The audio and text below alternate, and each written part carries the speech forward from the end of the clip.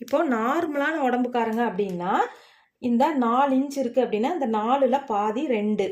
அதே மாதிரி ஆம் பகுதியுடைய நீளம் வரைஞ்ச இடத்துல பார்த்தீங்க அப்படின்னா இந்த 1/2 இன்ச் வந்து ஸ்டிச்சிங்காக விட்டுறலாம். இந்த 5ல் வந்து கரெக்டாக 2.5 இன்ச்சுக்கு சரிபாதியை நான் வந்து மார்க் பண்ணுறேன். இந்த சரிபாதியான இடத்த வந்து ஆம் பகுதியை வளைக்கிறதுக்கு நம்ம மார்க் பண்ணும்போது பார்த்தீங்க அப்படின்னா ஸ்கேலுடைய மேல் நோக்கி இருக்கிற இடம் வந்து அடுத்த புள்ளியில் டச் ஆகிருக்கணும். இந்த மாதிரி டச்சு தான் வந்து ஸ்கேல் வந்து நம்ம சரியாக வச்சுருக்கோங்கிறது அர்த்தம். இதுக்கு பிறகு தான் நம்ம வந்து இப்படி மார்க் பண்ணிக்கணும்.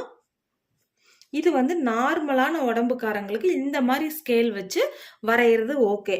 இதே வந்து அகலமான பாடிக்காரங்களுக்கு அப்படிங்கும்போது உடல் பருமனா இருக்கிறவங்களுக்கு வந்து இந்த ஆம் பகுதியோட கேப் வந்து 1.5 இன்ச் 1.25 இன்ச் 2 இன்ச் அப்படிங்கிறது உடல் சுற்றளவுக்கு தகுந்த மாதிரி அதிகமாயிட்டே போகும்.